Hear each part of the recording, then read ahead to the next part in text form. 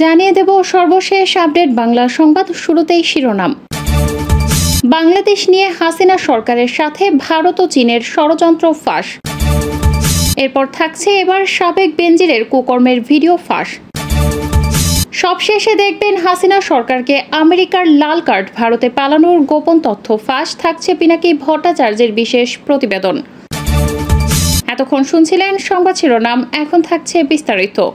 বাংলাদেশ পুলিশের একজন সাবেক মহাপরিদর্শক বা আইজিপি বেনজির আহমেদের মালিকানাধীন সাভানা রিসোর্ট ও ন্যাচারাল পার্কের নিয়ন্ত্রণ নিয়েছে গোপালগঞ্জের জেলা প্রশাসন। এখন থেকেই সম্পদের রক্ষণাবেক্ষণ ও ব্যবস্থাপনার দায়িত্ব প্রশাসনই পালন করবে বলে কর্মকর্তারা জানিয়েছেন। আদালত ক্রোকাদেশ দিয়েছে, তার অংশ হিসেবে আজ আমরা প্রশাসনের ব্যবস্থাপনায় নিয়ে এসেছি, অর্থাৎ ওই সম্পত্তি আমরা আমাদের হেফাজতে নিলাম। এখন ওর মালিকানা ও নিয়ন্ত্রণ সরকারি হেফাজতে, বিবিসি বাংলাকে বলেছিলেন গোপালগঞ্জের জেলা প্রশাসক কাজী মাহবুবুল আলম। গত 23 মে দুর্নীতি দমন কমিশনের করা এক আবেদনের প্রেক্ষিতে সাবেক আইজিপি বেনজির আহমেদের সম্পত্তি জব্দের নির্দেশ দেয় ঢাকার একটি আদালত। দুদকের আইনজীবী খুরশিদ আলম খান তখন বিবিসি বাংলাকে জানিয়েছিলেন যে মোট 83টি দলিলের প্রপার্টি, বিভিন্ন ব্যাংক অ্যাকাউন্ট রয়েছে এই তালিকায়। কক্সবাজারের একটি প্রপার্টি রয়েছে। তবে মিস্টার আহমেদের সম্পদের বিষয়ে দুদকের অনুসন্ধান এখনও চলছে। অনুসন্ধান শেষ হলে তার মোট সম্পদের বিষয়ে তথ্য পাওয়া যাবে, আইনজীবীরা ধারণা দিয়েছেন। মূলত ওই অনুসন্ধান রিপোর্টের উপর ভিত্তি করে দুদক মামলার বিষয়ে সিদ্ধান্ত হবে। এর মধ্যে মিস্টার আহমেদকে জিজ্ঞাসাবাদের জন্য দুদকে ডাকা হলেও তিনি আরও সময় চেয়ে আবেদন করেছেন বলে গণমাধ্যমে খবর এসেছে। 2022 সালের 30 সেপ্টেম্বর আইজিপির পদ থেকে অবসরে গিয়েছিলেন মিস্টার আহমেদ। পরে সম্প্রতি ঢাকার একটি পত্রিকায় তার বিরুদ্ধে দুর্নীতির মাধ্যমে ব্যাপক সম্পদ অর্জনের অভিযোগ করে রিপোর্ট প্রকাশ করলে তা নিয়ে সারা দেশে তোলপাড় হয়। সাবেক আইজিপি বেনজির আহমেদ পরে ফেসবুক লাইভে এসে তার নামে প্রকাশিত সব সংবাদকে অসত্য দাবি করেন। তার বিরুদ্ধে দুর্নীতির সব অভিযোগও প্রত্যাখ্যান করেছিলেন তিনি। কর্মজীবনে 5 বার পুলিশের সর্বোচ্চ পদক ছাড়াও নীতি নৈতিকতার জন্য শুদ্ধাচার পুরস্কারেও তাকে ভূষিত করেছিল সরকার। তবে এর মধ্যে দুদকের আরেক আবেদনের প্রেক্ষিতে গত 6 জুন মিস্টার আহমেদ ও তার স্ত্রী সন্তানদের ক্রোক করার স্থাবর সম্পদ দেখভালের তত্ত্বাবধায়ক নিয়োগ দেয় আদালত। আদালতের পূর্ণাঙ্গ আদেশ আসার পর কোনো সম্পদ কারা দেখভাল করবে সেটি বিস্তারিত জানা যাবে বলে আইনজীবীরা জানিয়েছেন। সেটি পাওয়ার পরই পুকুর, জমি জমা সহ ক্রোকাদেশের আওতায় থাকা অন্য সম্পদগুলোর বিষয়ে আদালতের নির্দেশ অনুযায়ী তত্ত্বাবধায়কের ব্যবস্থাপনায় দেওয়া হবে বলে জানিয়েছেন জেলা প্রশাসক কাজী মাহবুবুল আলম। প্রায় 600 বিঘা জমির উপর গড়ে তোলা সাভানা রিসোর্ট ও ন্যাচারাল পার্কের সব কার্যক্রম অব্যাহত থাকবে এবং এ থেকে যা আয় হবে সেটি সরাসরি রাষ্ট্রীয় কোষাগারে জমা হবে। পরবর্তীতে আদালত যেভাবে আদেশ দেবে সম্পদের ভবিষ্যৎ ব্যবস্থাপনা সেভাবেই হবে বলেছিলেন তিনি।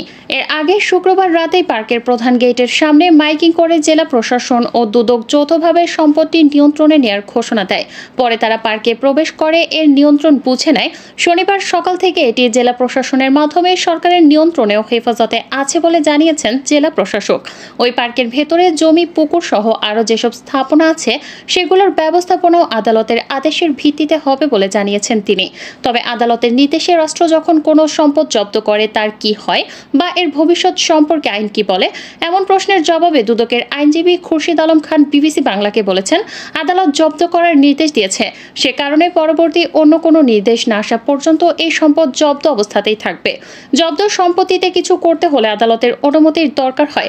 আদালত একটি আদেশ দিয়েছে, সে অনুযায়ী এগুলোর কার্যক্রম চলবে। জব্দ হওয়া সম্পত্তি থেকে যা আয় হবে সেটি রাষ্ট্রীয় কোষাগারে জমা হবে। আইনজীবীদের দেওয়া তথ্য অনুযায়ী এখনো পর্যন্ত আদালত বেনজির আহমেদ ও তার পরিবারের যেসব সম্পদ জব্দ বা ফ্রিজ করার নির্দেশ দিয়েছেন তার মধ্যে আছে ঢাকার গুলশানে 4টি ফ্ল্যাট, 33টি ব্যাংক হিসেব, 3টি শেয়ার ব্যবসার বিও অ্যাকাউন্ট, প্রায় 621 বিঘা জমি, 19টি কোম্পানির শেয়ার এবং 30 লাখ টাকার সঞ্চয়পত্র।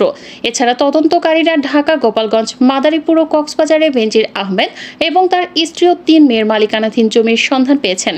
এর মধ্যে প্রায় 112 একর জমি তার নিজ জেলা গোপালগঞ্জে।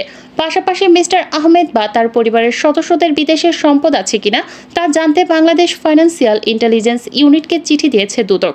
1988 সালে পুলিশ বাহিনীতে যোগ দেওয়া মিস্টার আহমেদকে বিশ্লেষকদের কেউ কেউ মনে করেন স্বাধীন বাংলাদেশের ইতিহাসের সবচেয়ে প্রভাবশালী আইজিপি। পুলিশের শীর্ষ পদে থাকা অবস্থায় মার্কিন নিষেধাজ্ঞায় পড়ে ব্যাপক আলোচনার জন্ম দিয়েছিলেন বেনজির আহমেদ। যদিও তিনি নিষেধাজ্ঞার আওতায় ছিলেন, র্যাবের সাবেক মহাপরিচালক হিসেবে বিচার বহির্ভূত হত্যার মতো গুরুতর মানবাধিকার লঙ্ঘনের ঘটনায় সম্পৃক্ততার জন্য বেনজির আহমেদের বিরুদ্ধে দুর্নীতির অভিযোগ ওঠার পর দেশের বিভিন্ন জায়গায় তার নামে জমির তথ্য উঠে আসে দুদকের অনুসন্ধানে। তখন অনেকেই অভিযোগ করেন যে তারা চাপের মুখে মিস্টার আহমেদের নামে জমি লিখে দিতে বাধ্য হয়েছিলেন। যদিও মিস্টার আহমেদ তার ফেসবুক লাইভে তার বিরুদ্ধে সংবাদ মাধ্যমে আসা সব অভিযোগকেই মিথ্যা বলে আখ্যায়িত করেছেন। অবসরের পরে তাকে দুর্নীতিবাজ প্রমাণের চেষ্টা হতাশাজনক ও দুঃখজনক বলেও তিনি মন্তব্য করেন। বিশেষ করে সাভানা রিসোর্ট ও পার্কের জন্য জোর করে জমি নেওয়া হয়েছে বলে স্থানীয়রা অনেকেই সংবাদ মাধ্যমের কাছে অভিযোগ করেছেন। তাদের এক দল ওই পার্কের সামনে বিক্ষোভও করেছে। দুদকের public prosecutor Mahmud Hossain Jahangir BBC বাংলাকে বলেছেন, কেউ যদি কারো জমি জোর করে দখলে রাখে তাহলে সংক্ষুব্ধ ব্যক্তি থানায় গিয়ে ফৌজদারি অভিযোগ করতে পারেন এবং প্রয়োজনে সিভিল কোর্টে গিয়েও বলতে পারেন যে তার জমি জোর করে দখল করে রাখা হয়েছে। কিন্তু কেউ যদি দলিল করে দিয়ে থাকেন তাহলে তিনি যে চাপের মুখে বাধ্য হয়েছেন বা তাকে দলিল দিতে যে বাধ্য করা হয়েছে সেটি প্রমাণ করতে হবে আদালতে, বলেছিলেন তিনি। এক প্রশ্নের জবাবে তিনি বলেন, জমি নিয়ে কেউ ক্ষতিগ্রস্ত হলে আইনি প্রতিকারের অনেক উপায় আছে, কিন্তু দেখতে হবে যে কোন প্রেক্ষাপটে এবং কোন ক্ষেত্রে তিনি কি বলছেন। সে অনুযায়ী যথাযথ আইনের আওতায় প্রতিকার পাওয়ার সুযোগ আছে। এটি এক একজনের ক্ষেত্রে এক এক রকম। পিনাকি ভট্টাচার্য বলেন, কাঁঠাল রানীর সময় ঘনিয়ে আসছে আর তার জন্য সে প্রস্তুতিও নিয়ে রেখেছে সে কোথায় পালাবে। মোদিকে দেখতে ভারতে ছুটে গেছে হাসিনা। মোদিকে তেল মেরে সে তার সেফ এক্সিট হিসেবে ভারতকে পছন্দ করেছে। কৌশলগতভাবে অবস্থিত বন্দর চালানোর জন্য চীনের প্রচেষ্টার মধ্যে ভারত বাংলাদেশে মংলা বন্দর পরিচালনা এবং সেখানে একটি নতুন টার্মিনাল নির্মাণে আগ্রহ প্রকাশ করেছে। ইরানের চাবাহার বন্দর ও মিয়ানমারের শিউতোয়ে বন্দরের অপারেশনাল অধিকার ইতোমধ্যেই ভারতের রয়েছে।